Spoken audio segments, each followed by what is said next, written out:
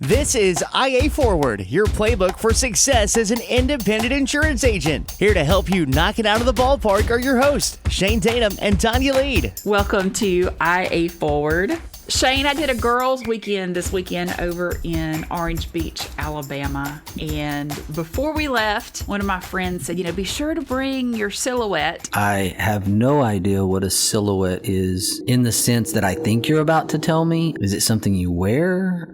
No, a silhouette is a large piece of equipment, probably 2 feet long, that cuts vinyl. And it makes letters and patterns, and it's a big piece of crafting equipment. You're just making that up. No, I'm not making that up. You can Google it. It's not heavy, but it's bulky. And we're going to the beach. We're going to be in a condo on the beach, and you want me to bring... So I arrive, and the girls have brought their silhouettes. So we have these big crafting things. Everybody has their laptops. They've brought a heat press, a full-size t-shirt heat press. And they've decided that we're going to make tea towels over the weekend. Now, for me, girls' weekend at the beach is I take my book and I lay out by the pool and I stare at the beach. And also, I like to get things done. You know this about me. Let's decide to do it and let's do it. You know this, right? Yes, I do. I just want to interrupt. I'm sorry. You lost me at crafting. I'm sorry. Keep going. But you lost me at crafting. but let's go. Let's keep going. Come on. At 2:30, they decide we're going to craft. We're going to go to the Dollar Tree. I'm at the condo on the beach, and they want to go to the Dollar Tree, which we do. So at 2:30, we go to the Dollar Tree. We spend over $100 on crafting stuff. And then we come back to the condo, and we start crafting. And at 1:30 in the morning, we have made 3 shirts, and we are halfway through 4 tea towels. Now, I can go to Target and buy a tea towel for $12. But instead, that's 11 hours, and there's 3 of us. That is 33 man hours and well over $100 worth of stuff on 4 tea towels. Tea towel? Okay, so the pretty towels that you have in the kitchen that Julie puts out that are for the holidays that you use in the kitchen to like wipe your hands on or whatever, those are tea towels. Those are called tea towels, not hand towels, because you're not supposed to actually use those. Well, yeah, you can use those, but they're tea towels in the kitchen, they're hand towels in the bathroom. Why does it have to be 2 different definitions of a towel? Well, usually tea towels are made from like a flour sack material or a microfiber. They're not a cotton. They're lighter weight. I've used one of these. We have them. Obviously, I didn't know that's what they were called, but I've used one of these because I get aggravated because it won't dry my cup or my dish off because it's made out of the type of fabric. So I know exactly what you're talking about now. I'm very frustrated at those tea towels, by the way. Well, I'll tell you the 30 man hours that it took to make these tea towels. Everybody was laughing because I guess they have never crafted with me before, and I'm a get it done and time value of money person. So if I can go to Target and spend $12 on it and come back and it's in my kitchen, I would rather do that than spend the entire half a day to create one. And it made me realize, it made me think about when we're starting businesses or when we're doing something new in our business, like they got happiness out of the process. Where for me, the process was frustrating and I just want to get to the finished product. I'm still a little speechless at this idea that you were at the beach and y'all stayed in the condo and crafted. Well, I kind of felt the same way, but, when you go to spend the weekend with your friends, and this is what your friends want to do, then you say, okay, I can go to the beach anytime because I live at the beach, and this is what the group wants to do, so we're going to do it. This is true. That's rationalized. I can get there. This is kind of like me and driving. I'm an enjoy the trip kind of driver, and my wife is a get there kind of driver, and she's really a let's just get there kind of rider. Her passenger skills are not strong in terms of being able to take a long trip because I'm the historical marker guy. There's a historical marker. Let's pull over and see what that one says. My journey along the way is very enjoyable versus my wonderful, beautiful wife who is, let's get up, let's get there, let's get settled. Okay, so I'm the same way. We were driving home from North Carolina a few weeks ago and passed by the Peach Oid in Daphne, South Carolina, which is in the middle of construction. And I want to pull over and take pictures in front of the giant peachoid in the middle of all the construction, which we've actually just gotten back on the interstate from another kind of side trip I wanted to take. And the cute boy was not thrilled about the fact that I wanted to pull over and get off. But it was the peachoid. That's a thing. You're supposed to do that in Gaffney, South Carolina. So we did. But then he told me to go to sleep, so I didn't see anything else I wanted to pull over and see. In the movie Bull Durham, we would have been called the Lollygaggers. Yes, the lollygag. And then somebody would have thrown baseball bats at us. Yeah. You lollygag over here. You lollygag. This is me driving somewhere. I am part of the Lollygagger group. So what does any of this have to do with insurance? It has a lot to do with building an agency. And it's very easy to get frustrated and caught up in the frustration areas along the way, the speed bumps, but they may be detours. There's lots of little word pictures we could probably apply to building an insurance agency, growing an insurance agency. Even the most experienced and matured agency organizations go through speed bumps and new journeys. It's very easy to be distracted and find ourselves in this stressful moment of despair because we're not willing or we're not able to enjoy the moment or enjoy the journey. And I think enjoying the journey is extremely important. There's so much learning and so much knowledge to be gained through enjoying the journey. So what would you tell somebody like me that is focused on getting to that finished product? I would say be careful of what it takes to actually get to that finished product. Is it a shortcut? Are you just trying to get from point A to point B and you're not really concerned about how you got there or what you learned along the way? Because what you learn along the way is something that's going to prepare you for a market cycle downturn like we're dealing with right now, or a situation where things tend to repeat themselves. And when you're growing or doing or building and you're in that journey, if you don't slow down and just pay attention to what went wrong and why the speed bump or detour is happening, then you tend to repeat yourself. You tend to repeat those mistakes. I use this term, pay the piper now or pay the piper later. And the one good thing about this process or this journey is that if you are paying attention and you are enjoying or being aware that this is a learning process along the way, you're probably preparing yourself for this long cycle game that you've entered into, and that something's going to pop up 3 years, 5 years, 8 years down the road. And you're going to be able to draw on these experiences of this journey. And that's going to help you shorten the time frame of the next journey. It's just a series of journeys. That's what owning a business is, especially an agency. Well, in geometry, we're taught, the shortest distance between 2 points is a straight line. And so if you're a logical thinker and you're starting your business, you're going to see point A and point B, and there should be this straight line there.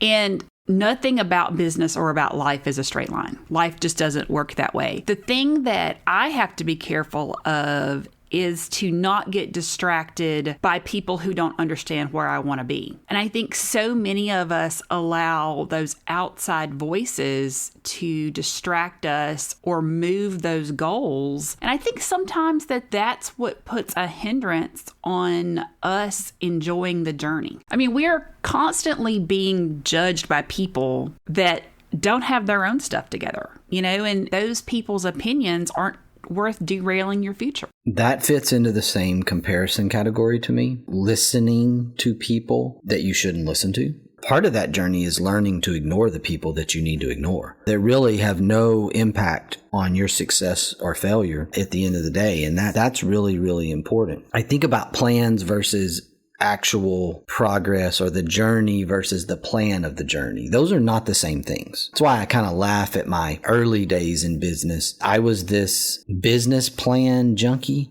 I got the business plan software and I would always write these business plans. That became this hobby. I had all these ideas and I would write a business plan. I probably wrote a dozen business plans in my first 2 or 3 years in my career. So this explains why when I say, do we need a business plan for this? And you just always give me that look like, no. No.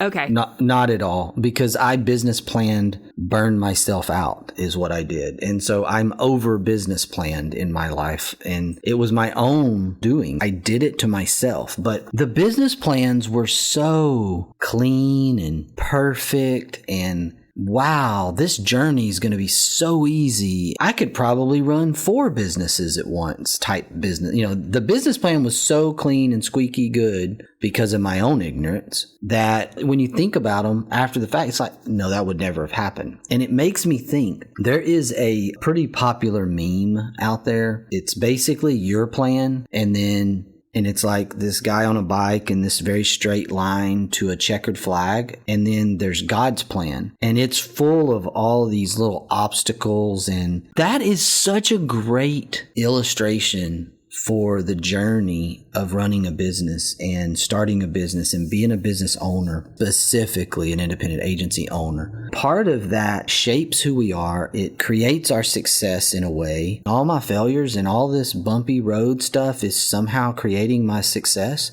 Yes. Yes, absolutely. I had another comparison. I was watching the championship game, the Little League World Series, and I was really, really appreciative of the Hawaii coach. He was being interviewed, and the question was, what did you tell your players before the game? And he said, I just told them, this is your last day of summer. We're back to Honolulu tomorrow. Enjoy your last day of summer. Live in the moment. Enjoy the moment. Soak it all in. The last thing he said was, this is your last opportunity to be a 12U baseball player. There's just something special about 12U baseball. I don't know what it is. I think it is the combination of size of the field, the players. To me, it's really the closest thing to Major League Baseball as you can get. The players are strong for the size field. I mean, the velocity of the pitching. And you never get that again until you really get to the big leagues. You don't get it in college. You don't get it in the minor leagues even. You certainly don't get it when you bump up into 14 and 16 and 18U because they're now playing on full-size high school fields and they're not strong enough to play on those fields. To hear that coach say, enjoy the moment, enjoy the journey, I mean, it just resonated with me. It resonated with me thinking about my own business life and my own journey and how I am here and would I change anything? No. Everything that's happened got us to here. And I think that the parallel to starting an independent agency with what you just said, even if you're coming out of, you've owned an agency before, you had a captive agency, but I think there's something so special about the correlation of starting your own independent agency because what you're doing is you're creating your own brand and you're getting to select your own carriers that you want to represent and you're getting to choose who works for you and even down to what times you want to be open and where you want what you want your offices to look like and everything about what you just said is what is special about creating your own independent agency. Building your portfolio of carriers that fit the customer that you want to do business with. Just every little thing is about the journey and the experience. And to those individuals that already have an insurance career as either a producer or on the captive side or whatever your background is, what you've done to this point, you're not late. I hear people say that, well, you know, I've been doing this in this organization for 15 years, or I've been doing this for this period of time, and I wish I would have been in the independent agency channel from the beginning. I don't agree with that. There is this shaping of who you are and this skill set from where you've been to now, and it's not too late. And it's not a situation where you haven't done well. I mean, a lot of the agents have done really well from producer or captive area, but you get to bring all that skill set into the development of an independent agency. And honestly, the independent agency system needs that in terms of the sales side of things, the ability to kind of shake up within the industry of the independent agency channel. And I've seen huge progress within the channel itself because of folks coming from one side of the fence to the other. That's all part of the same journey that we're talking about that's different for everyone. It's important to understand that don't dismiss that. Don't dismiss that as, I wish I would have done this earlier. It's not too late. I think to have this mindset that, oh, my journey's over and I'm 42, man, your journey's just getting started. I'm sorry. 50's the new 30. And I'm saying that from experience because I'm staring at half 100. Ouch. I feel triggered. I'm sorry that I triggered you. I didn't mean it. That was the most insincere sorry I think I've ever heard out of anyone's mouth. What about somebody that you would hear say, well, it's too early, I'm not ready yet? That is possible. But generally, from a capitalization standpoint, is the only thing that I'm going to say about that. It's generally around capitalization issues and can you do it? Because not everyone is at a place where they can start an agency. I've said that before. I'll continue to say that. However, if you're at a capitalization point or you have the ability to do it, or there's also this thing of you can get into some time of life issues where 2 kids, a mortgage, and stuff, and you can't afford to take the risk of the leap. That's real. I have had the enjoyable conversation opportunities with a 24-year-old college grad and a 28-year-old married with a 1-year-old dad and mortgage in place. And these 2 individuals, 4 years apart, are at 2 totally different spots in life. And only 4 years changed the dynamic of what they could do and what they couldn't do. That does exist. But at the same time, if you really want to make the sacrifices and if you really have an opportunity to do that, then you can say, well, there's no real bad time to make this leap. So back to finding happiness in the journey. How have you done that? I choose my attitude because attitude's a choice. That's starting place number 1. I love what I do. There has never been a point where I dreaded getting up and coming to work. I enjoy the work that I do, which was something that my father hammered home to me. Find something you love to do and then figure out how to earn a living from doing that. That piece of advice is a really, really important thing. And for me, I am so intrigued in the industry. There's always something to learn. There's always a stepping stone. There's always a learning point inside this industry because I'm convinced that the insurance industry alone is like this alternative universe from an economy basis, from globally. Things have gone wrong. Sometimes really, really scary things have gone wrong. And yet it's an industry that you can rebound in. It's an industry where I always knew that we lost some money there. That wasn't a good choice. Let's go make it back. And it's just one of those industries that's so unique around that for me, it was always reassuring that the industry is so solid and the industry is so large that there was always going to be an opportunity to find a new place if I got bored or find a new vision or learn something new. It's just that type of industry to me. So I never struggled, not once, with finding joy even in the negative times. What struggles did you face going from working in the agency to owning the agency? Most of my struggles came from a little bit of a place of ignorance. I had these ideas, but they probably weren't going to work. And I wanted to really try them, but it really wasn't my money when I was working in the agency versus owning the agency. And so I had not yet early on figured out what calculated risk was. It was just risk. And it's easy to risk when it's somebody else's money. It's easy to be a visionary when you're using somebody else's money. It's a little more difficult when it's your money. And a little more difficult to just take a leap of faith when it's your money. That learning curve, that process, that journey that I went through was that movement from employee mindset to ownership mindset and understanding that there is a difference when the buck stops with you and when it reaches that point. That frustration for me as an employee was, why can't we do this? What's the problem? Why are we moving so slow? Those are learned things for me transitioning from that point to today. What was the best piece of advice that you were given in overcoming that other people's money versus your money and that fear that can come from that? The best piece of advice was, we've spent a couple of $100,000 here and we're not spending any more money. Figure out another way. When I was told that find a way to do it without spending more money, it was probably the best piece of advice in the sense that I had to be creative. Now, that did not mean don't do it.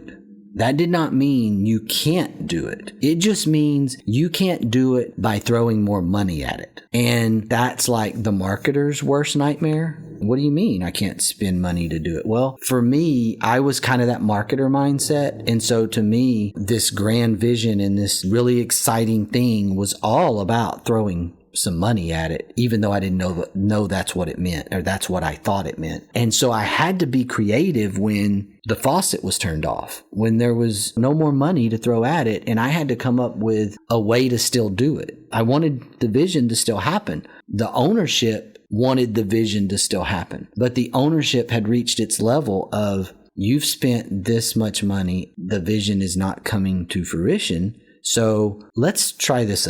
Let me say this a different way.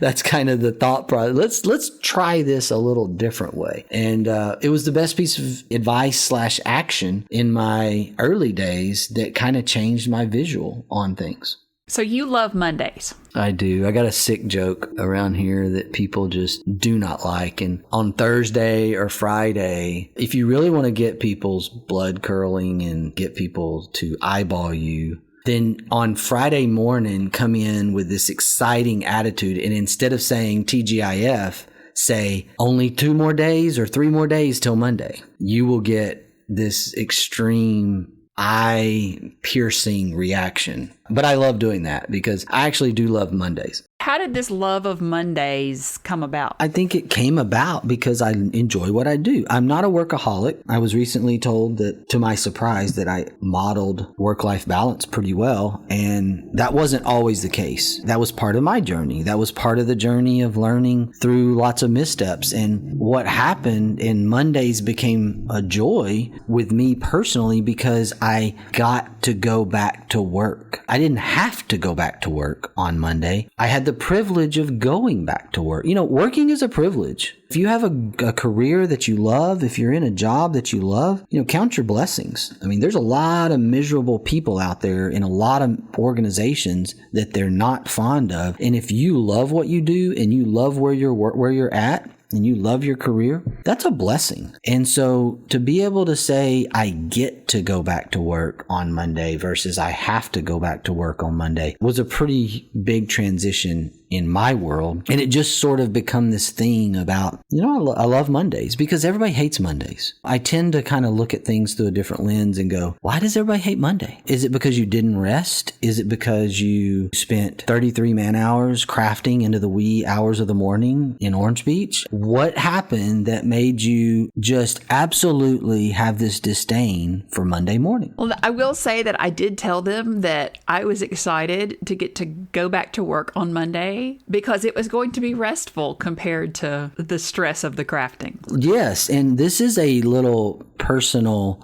vent here of mine. We don't vacation well in America. We do way too much stuff on vacation. Vacation is supposed to be rest. It's supposed to be unplugging, checking out, etc., etc. You can't do that when you have an itinerary on vacation. If your vacation has an itinerary written down or verbal itinerary because it's stuck in your brain, you're doing it wrong. Quit doing that today. Stop having itineraries on vacation. My 2 cents. Because it's better to just see it on the side of the road and pull over and read the historical marker, which is, hey. Historical marker. I wonder what that is about. I found the oldest tree in Texas one day because I was observing historical markers. It's a sight to see. Where is that? It's between Crockett and Madisonville, Texas, on Highway 21. So in case anyone wants to come visit us in Integra, you can stop and see the oldest tree in Texas on the way. It's about an hour and 25 minutes from here.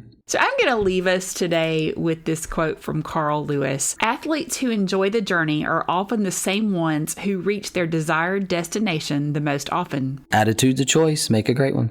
Bye, y'all. Ready to get the ball rolling with your independent agency? Learn more at IntegraAgent.com. That's IntegraAgent.com.